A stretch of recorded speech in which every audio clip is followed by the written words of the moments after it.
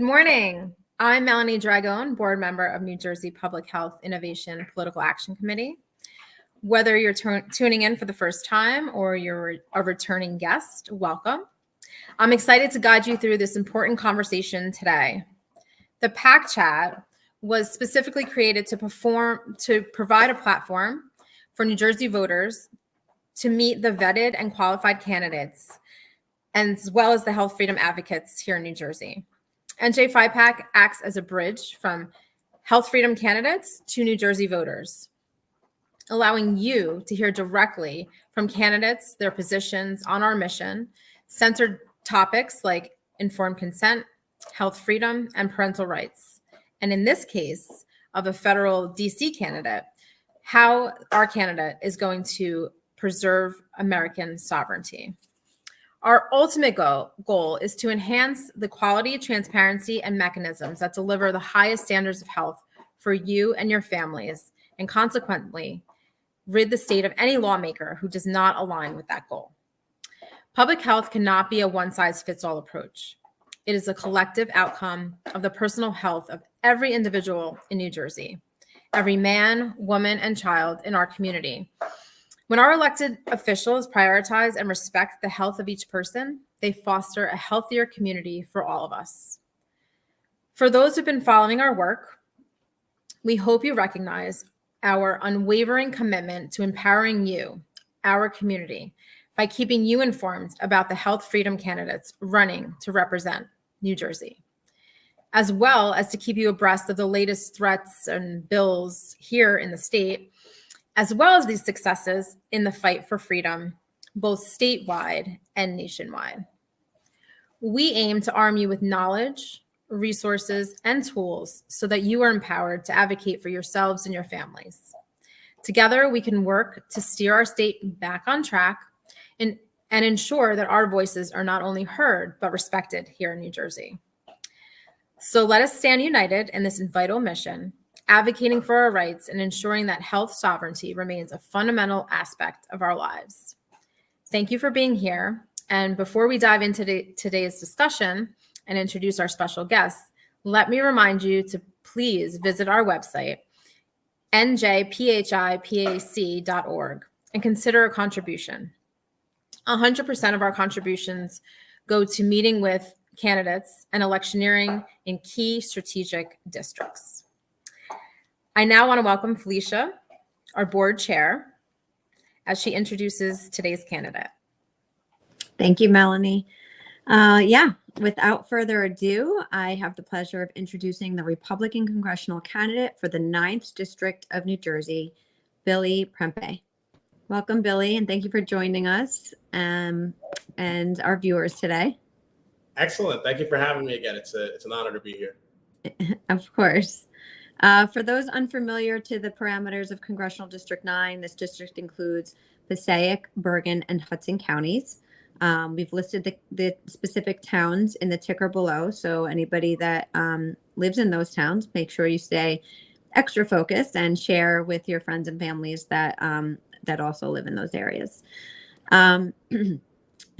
Okay, Billy. Let's jump right in, and I'm happy to introduce you to our PAC community. And I wanted to start off by just handing you the mic, actually, and telling us about who you are, your professional life, who you are personally outside of politics.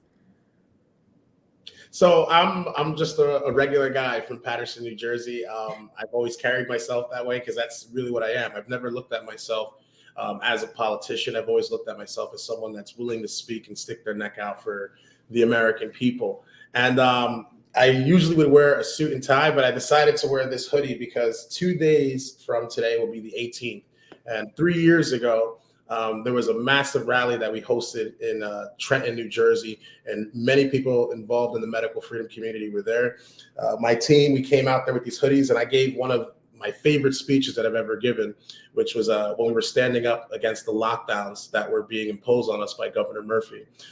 That was one of the few things, and this is early in 2020 when I decided to run for Congress, was seeing how President Trump came in just as a regular American guy who just so happened to be a billionaire, not a politician at all. He ran for office. He accomplished some incredible things. I was a little bit doubtful at first in 2015 and 16. And by the time 2020 came around and seeing how great of a success he's done as president, I decided to run for Congress in 2020 at the Wildwood rally shortly after hearing one of his speeches. And I figured, I'm sick of what's going on in my community. I'm sick of the violent crime. Our country's going in the wrong direction. And I can't sit here as a young man and enjoy the fruits of our country without actually having a voice to push our country in the right direction. So I decided to get involved. And about 3 months into the race, that's when the pandemic happened. They shut down the country. It was very difficult to go door to door, to knock doors and talk with people. People's businesses were being shut down. People were losing their livelihoods. Yet certain businesses that the government deemed as essential, for example, at that time, I was working as a cell phone salesman at Sprint. Like I said, I'm a regular guy. I'm not a lawyer or a multi-millionaire kind of guy, but we were allowed to sell cell phones. Yet someone who was trying to put food on their table as a carpenter or even a restaurant owner, they couldn't do these things. But for whatever reason, selling cell phones was essential. The same with other industries. And the problem that I had with that was I started to see that this wasn't so much about our health, and it was more so about the control that the government will impose on us. And the medical freedom movement became a very significant part of me running, because what I saw was that the government, if they're going to restrict you based off of a experimental concoction that they want to inject you with, if you choose not to do that, they'll limit your travel, they'll shut down your business, they'll close down your churches. It had nothing to do with health, because the mandates changed multiple times. The recommendations from Dr. Fauci changed multiple times, but we were expected to follow everything that the government said 100%, despite the fact that many people still lost their lives. And we have no idea what the long-term effects of this vaccine is going to be, or any other vaccine. I'm a very strong advocate of freedom and personal choice. And I think that it was important for someone to stand up and be vocal about it. And here I am 5 years later. It's crazy to say that 5 years later running, I believe that I have what it takes to represent you guys in Washington, D.C. Wow, Billy. You called yourself a regular guy. I've known you since that rally in Trenton, probably. And yeah, you don't stand out as a regular guy. You're a force. Well, not anymore.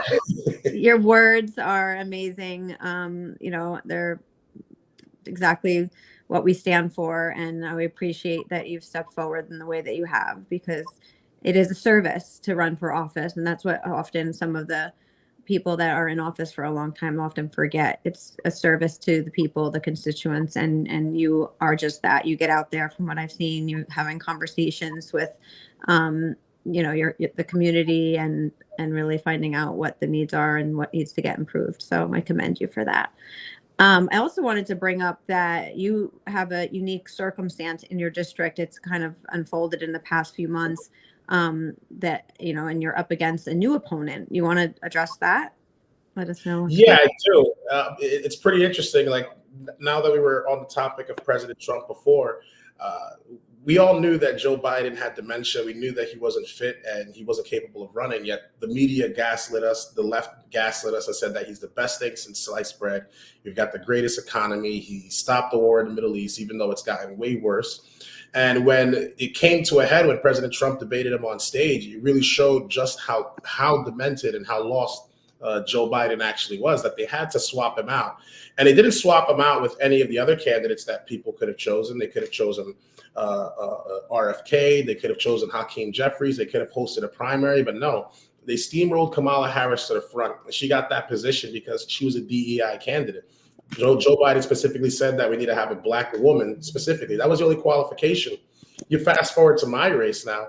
The incumbent that I've been running against in 2020, I got 31% of the vote, 44% of the vote in 2022. And I was clearly gaining ground in a very short period of time. But he also was not in good health. He was 87 years old. He'd been in Congress for 27 years, almost 40 plus years in politics. And everyone knew that he needed to relax and retire. But I give it to him. The guy's like the Terminator. He didn't want to quit. He fought to the bitter end, and I commend him for doing that. But at the same time, rather than choosing even Mayor Kairula of Prospect Park, who actually got 8,000 votes in the primary, my current hand-selected opponent, Nellie Poe, she was chosen in 1997 to replace Bill Pascrell when he was in the assembly. and got elected to Congress. And now she sat in the state house for almost 27 years as an assemblywoman and eventually as a senator with no strong primary opponents, no strong Republican contenders to go up against her. And she just rubber stamped her way to where she is now, where they will tell us that they had a democratic process. The county committee members made the decision. But the truth is, when you look at the media, all the chairmen from Guy, Curry, and Giuliano, they all made the decision to go and back Nellie Poe long before anybody made a vote. It wasn't democratic at all. She was hand-selected, and whatever the leader says, everyone rolled with, and they chose Nellie Poe. Why? Our district is 35% Hispanic. She's a Hispanic woman, and she is a woman. It's another DEI selection, similar to what happened with President Trump. And the truth is that people are aware of what I stand for the past 5 years, what I've been talking about, and the policies that I advocate for. You go look at this woman for the past 27 years, you can't really find what she's really done. But one thing that really does stand out is her ties to the former mayor of Paterson, who was arrested and sent to prison for 5 years for stealing public funds, essentially, and using public workers in the house. She was second in command in the city of Paterson when this happened. And she didn't raise the red flag and was later relieved by the incoming mayor, Andre Saye. So the woman has a tainted past. She's clearly willing to do whatever the Democrat Party tells her to do. And I think this is a very interesting dynamic because we have two candidates like myself and President Trump that stand for something that people know what they stand for. We've had arrows thrown at us and they've missed every single time. Yet these candidates hide behind the party and the media to protect them. So that should tell you everything. Yes, indeed. Well, thank you for sharing that. You're definitely in interesting circumstances in your district.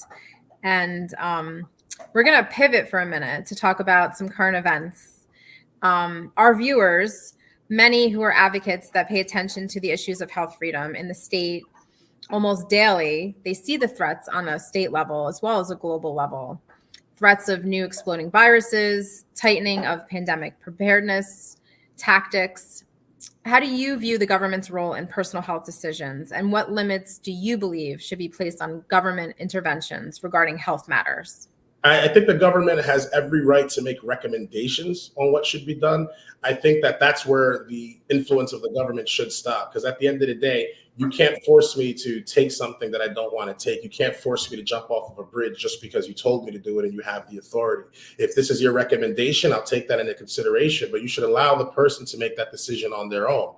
I want to even contrast that because they'll say the same thing, that it's the same politicians that advocate for this will say, well, how are you against someone taking a vaccine because the government said so? You don't want the government to be involved in that, but you want government involved in abortion.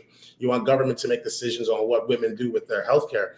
And the strong difference between that is because there's another life that's involved, and that's the life that's inside the womb. So that child also has life, that child also has rights. With the vaccine, on the other hand, the only person that's going to be affected by this is you. And at the end of the day, this is a medical procedure that's being forced on me. The difference is we have options as to what can be done with abortion, and they use this to convolute it and prevent people from actually making solid decisions for themselves. Yes. Felicia? Yeah, sorry, guys. Yeah, that leads us to a bill that was recently introduced into Congress. It's HR 9828. And this bill would amend the Public Health Service Act to end liability shields for vaccine manufacturers and allow Americans injured by vaccines to have their day in court again. This bill would make it easier for injured citizens to seek justice.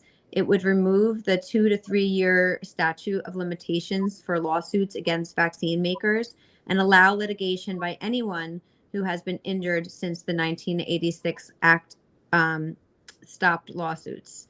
So this bill would remove the protections for COVID shots under the Countermeasures Injury Compensation Program, the CICP.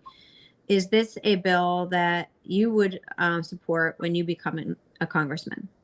100%, because one thing that I found very concerning is when we were being forced to take the AstraZeneca, the Pfizer, or the Moderna, or any of these shots, you listen to these CEOs, and when you ask them if they've actually taken the vaccine, they themselves haven't taken it. but they'll say we have to take it for common health. But you are the leader of this organization that has created it.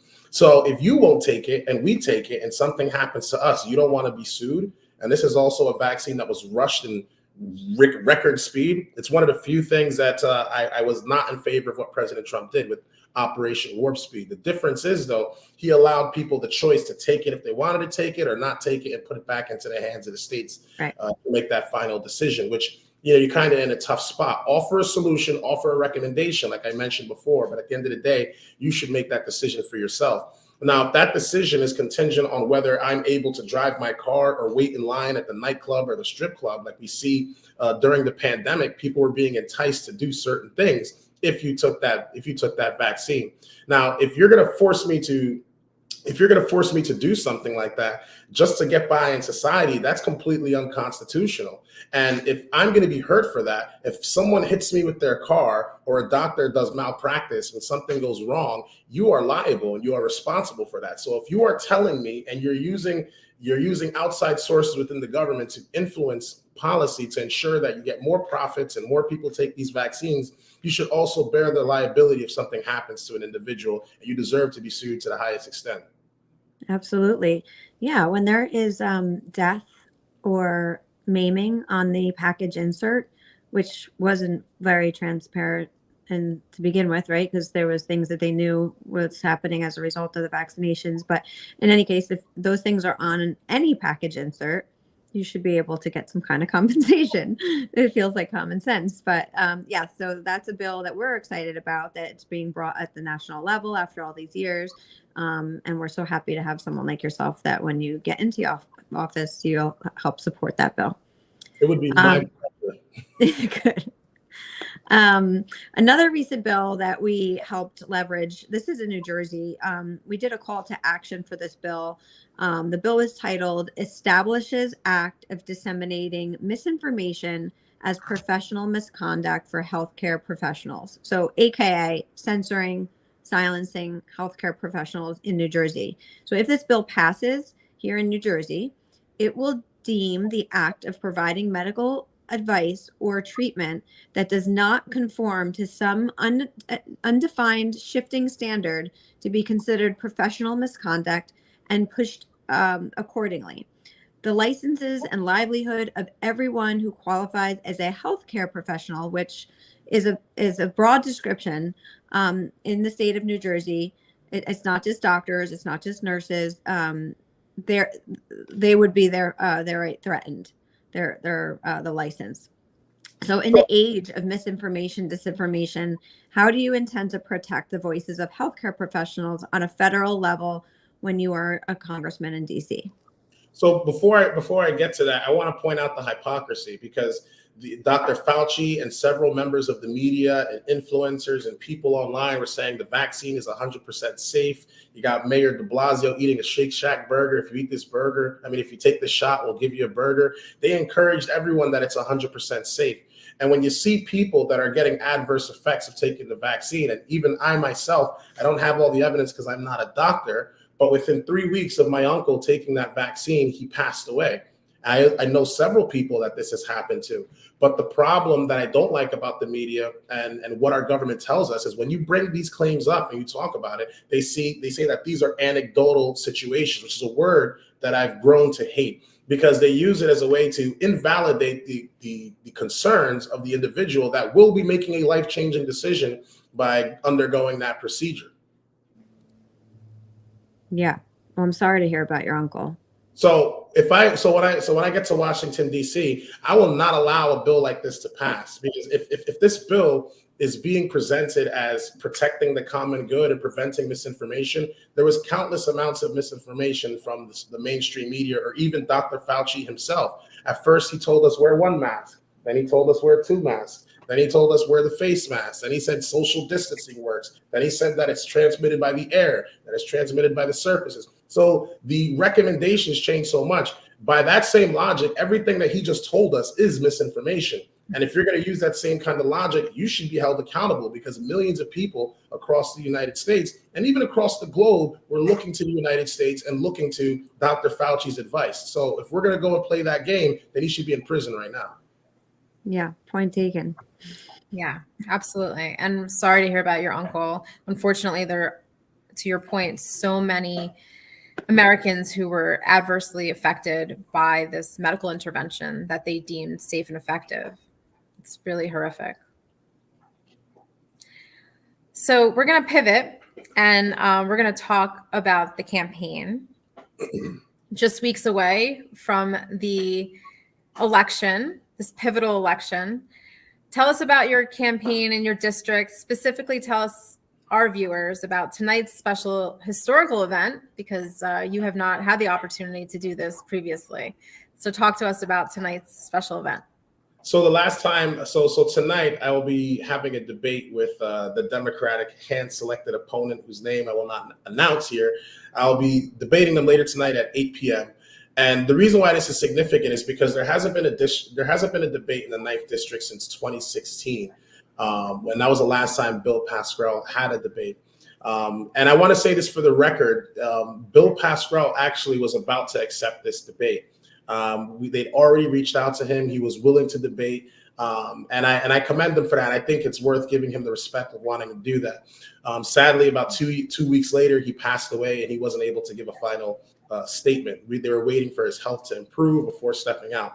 And the reason why I think that's significant is because this is a man who ran for 27 years, 40 years in politics, lots of experience, who I can understand why you didn't want to debate me in 2020. I had 31%. 2022, there was no record to look at. Now at 2022, from 31% to 44%, 2024, this guy is on my heels. You know what? Let me give him the fight that he's looking for. So I want to commend him for that. Now, this candidate who's been hand selected, they're going to have a big problem coming in there, because they're not just running against me and the 5 years of experience, the things that I've been talking about in politics, but they're also running against 27 years of name recognition and what Bill Pascrell stands for.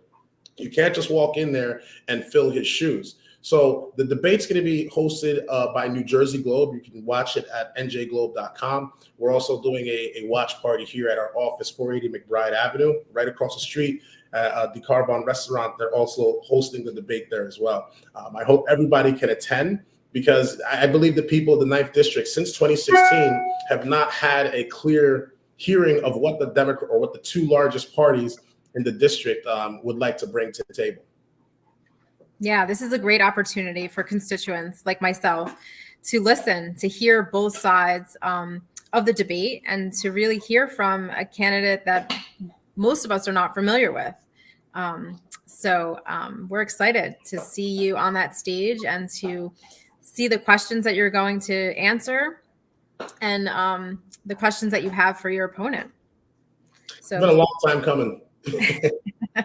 Absolutely. And I personally want to wish you a happy birthday, because that was yesterday, and good luck this evening, because I think that this will really be pivotal for you to have your voice heard, and we're excited for you.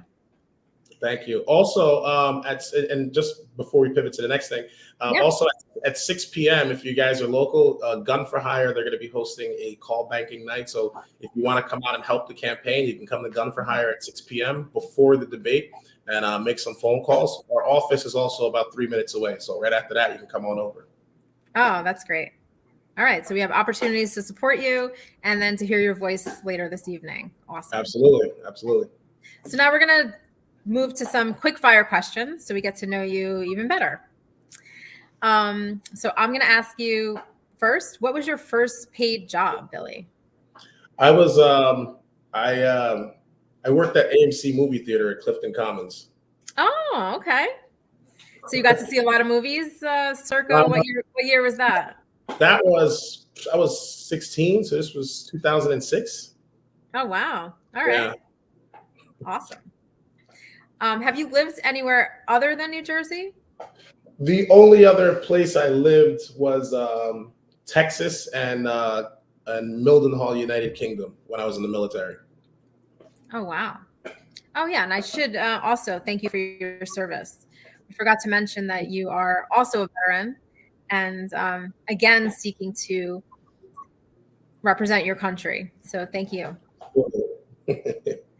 What is your current favorite restaurant in your congressional district? That's a tough one, man, because I like to eat a lot. That's a real tough one. The only reason why I'm going to say De Carbon is because they're across the street and I'm there quite a bit. Lenya y Carbon is a good one in Patterson also. Samurai Sushi out in Rutherford. Geez, there's a lot. I could name like 30. I don't want anyone to be jealous or feel left out. Yeah, you definitely do have a good district of different options. You want to eat? Come to CD9. We got good food. Yeah, absolutely.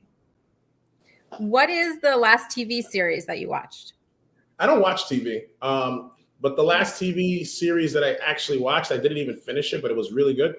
Yellowstone was the last that I watched. All right. Yeah, I watched maybe the first 9 episodes and then I had to get back to campaigning. Yeah. Yeah. Back to work. Who would you say is your top political role model? Ron Paul. Fantastic. What is one place you wish to travel once you have the opportunity? This is going to throw a lot of people off. Afghanistan. Oh, really? Interesting. Yeah. Why do you choose that? Because who goes to Afghanistan, number one. And number two, our country has been so involved in Afghanistan for many years that I'm of the mindset that you can watch things on TV in the media, but I'd like to see it firsthand. Like in 2021, when I went to the southern border, it's because what I'm seeing looks so insane. I'm like, there's no way that's real. That's got to be CGI. There's no way there's hundreds of thousands of people walking in. So I want to just kind of see it, experience. I also am not afraid to go and talk to strangers and mingle with the people. I know it'll be a little bit dangerous. And now that I'm running for Congress right now, it's probably not a good idea to go to Afghanistan, but it's a place I always wanted to go since I was like 17. Wow. Amazing. Well, we hope you get there someday for sure. When it's a little safer and calm. I mean, I'm pretty sure they're not too fond of us right now. Definitely. Thank you, Billy. We always like to ask the question, and I'm sure we asked it to you previously when we endorsed you in 2022, but since then, what does health freedom mean to you? Health freedom means that what health freedom means to me is that if I want to be healthy or what I believe is healthy, I should be allowed to do what I want to do. I'm open to suggestions. I'm open to advice, but no one should get in the way of making a decision as to what I'm going to do with my body at the end of the day. Perfect. Thank you. Thank you so much. Before we let you run, can you please share with us any way our viewers can support you? I know you had mentioned that the events, but if you want to just let them know your email, your web address or information like that. Any other final words that you have?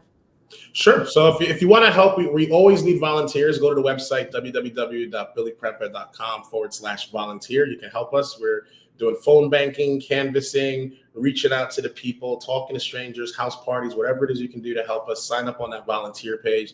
And if you'd like to donate, because we're going to need the help during this Get Out the Vote, we're going up against someone who's got the machine behind them. So go to www.billyprempeh.com/donate. Give us the fuel to go in this rocket so that we can get to Washington, D.C. Excellent. You want to just also wrap up with, some dates and stuff with the election, the actual date of the election, and then there's early voting, right? You want to just... Yes. So if you're registered to vote by mail, you should have received your vote by mail ballot by now. If not, get in contact with your local board of elections and sort that out before it's too late. If you want to vote in person, early voting begins October 26th and it goes up until November 3rd. Actual election day is November 5th. I encourage everyone to vote early. Why? Because I myself am an election day kind of voter, and that's just the way it's always going to be. But some people work, some people fall and break their legs. Sometimes things go a little bit south. Sometimes you might not be able to make it. Vote early, get it out of the way so that we know that you're counted. Because by the time election day comes around, we don't want any shenanigans. There's no excuse for every single Republican, independent, and Democrats that are looking this way to come out and vote November 5th or October 23rd to November 3rd. Perfect. All right, Billy, thank you so much for coming on with us today and allowing us to introduce you to our community once again. We wish you the best of luck tonight and over the next coming weeks, and look forward to supporting you. God bless you. Thank you so much. Thank you. All right, folks. That was the NJ5 PAC Meet the Candidate interview with Congressional Candidate of District 9, Billy Prempeh. If you reside in District 9, or if you have any friends or families that do, please spread the word of how important it is to support Billy's election. He gave us complete color around that, and now is the time to get behind his campaign and to help him cross that bridge. We thank you all for staying dialed in. It is not only advantageous, but imperative to have strong representation for New Jersey and our country. Our future and our children's future depends on it. Please, once again, visit our website and consider a contribution. 100% of our contributions goes to meeting, elevating, and supporting candidates and incumbents for the greater good of health freedom for our families, our loved ones, and yours. NJ5 PAC is a nonprofit, nonpartisan New Jersey State Political Action Committee. We are an organization made up of deeply committed and experienced advocates across a myriad of professional background who formed this PAC with one mission: to protect and strengthen the constitutionally guaranteed and fundamental rights of all New Jersey residents to make medical decisions for themselves and their families without coercion or undue constraint. Our primary goal in forming NJ5 PAC is to give the power back to the people of New Jersey by elevating political candidates and influencers who will either help or hurt that mission. Our endorsement process was developed with a set of standards and integrity. Every endorsement we make requires a minimum that a candidate complete a survey, participate in an in-depth interview with the board of directors, and other factors and considerations are prior voting records of the candidate and their public positions or statements on matters that affect our mission. Ultimately, the NJ5 PAC standards are to endorse candidates with transparency, integrity, and measurement without bias. To be an integral resource in New Jersey voters in this 2024 election year, our aim is to guide you to where your votes are warranted. The 2024 congressional race in New Jersey is an opportunity for you, New Jersey voters, to ensure health freedom and parental rights is represented and respected statewide and nationally. See you next time on the PAC Chat.